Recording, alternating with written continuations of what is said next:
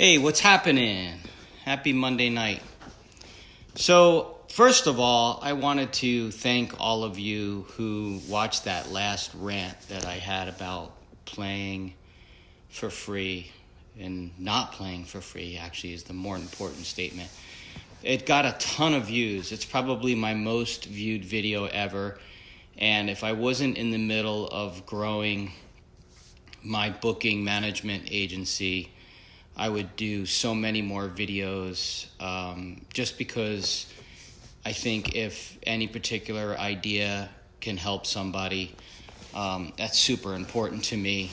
And so this subject has been bothering me because I wanted to express it. I wanted to express it in a structured way where it doesn't hurt anyone's feelings, ruffle anyone's feathers, get anyone upset, because that's never what I want to do with any of these videos. They're all about education, helping someone. Most of the time, they're younger musicians, but there definitely are. Hey, Carol, how you doing? There's definitely musicians that are older out there that maybe it's not too late to change. So here it goes.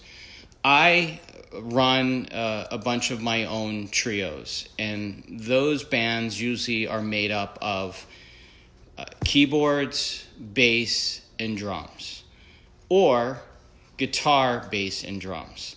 And so it is my belief as a musician and doing this for so long that all the musicians involved in any sort of setting need to have a good understanding of the melody of the songs that are about to be played and the structure of the songs. You know, whether or not there's an intro, there's however many verses, if you're playing some jazz tunes, you know, what's the form of the song? Is it AABA? Is it, you know, whatever the case might be.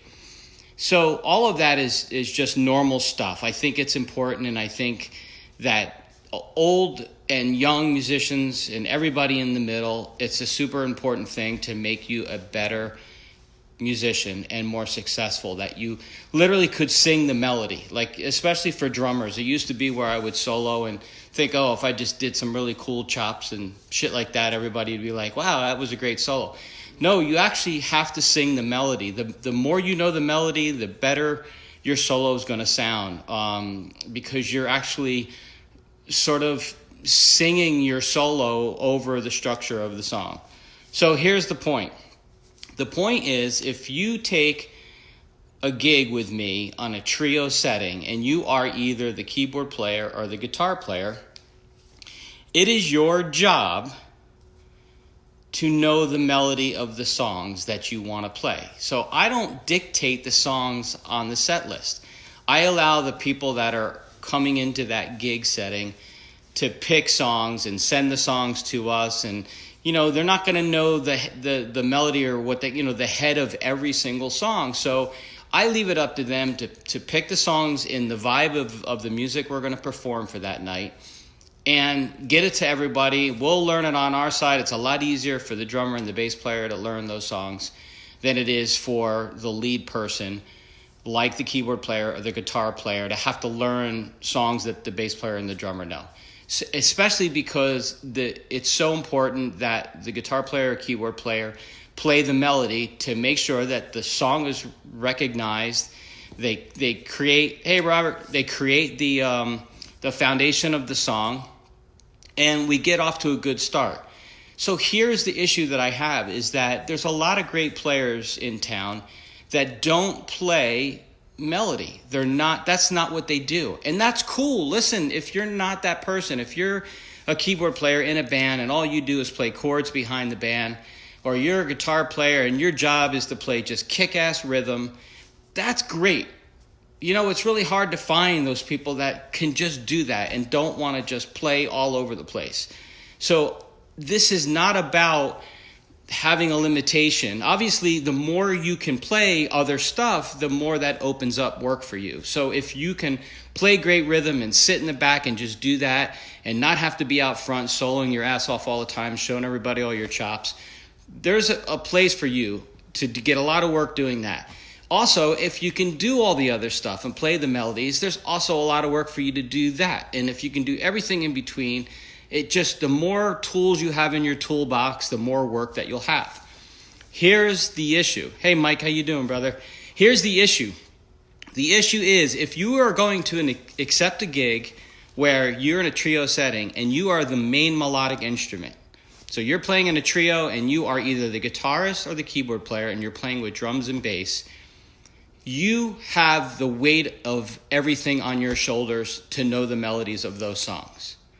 And that's the frustrating part, is that there are people that will accept these gigs and just kind of fumble through the melodies. And it's just really tough. And I know, especially during this time of year in Scottsdale or Phoenix and, Arizona, it's a little slower. So if somebody gives you a call for a gig, you're going to take the gig. And I get it. But it'd be a lot cooler if, A, you pick the set list, you send us the songs you want to do, and the songs that you're sending us, the inside and out of those melodies. And if you are not that kind of player, then you shouldn't take the gig. And it's just that simple. And it's just sort of bothered me, because I think, sometimes we just get lazy on these gigs and people do them thinking they can get by, and they just basically, I don't know how else to say, but they just shit all over the melody and they just don't get it right. And it's just hard, and the form of the song just goes south, and it's just really tough. So my rant tonight is, if you are going to take a trio gig as the main melodic instrument, again, either the guitarist or the keyboard player, along with the bass player and the drummer, you have to hold down that position. And that means you have to know the melodies.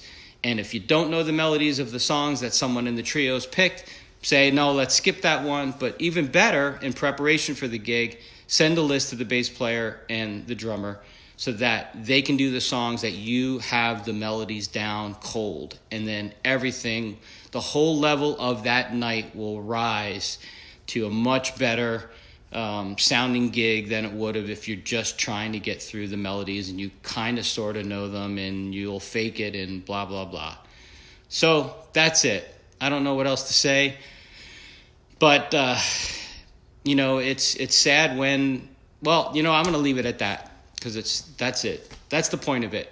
All right? So, again, young musicians, old musicians, everybody in between, I hope that maybe if you watch this and you've been in this situation, you'll rethink it and come to the gig super prepared and knowing as much of the melodies as you can.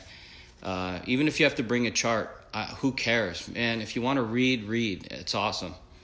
All right, well, I'm going to go and do more work, but I wanted to take a break and do this little rant. I can't thank you guys enough for watching the videos I've put up. Again, if I ever get the time to do more of this, I get asked a lot, and there's a lot going on in here. Maybe it's not all good. Maybe you don't want to hear some of it, but a lot of people write and say, man, that was really helpful. So, all right, I love you guys. Thank you for watching.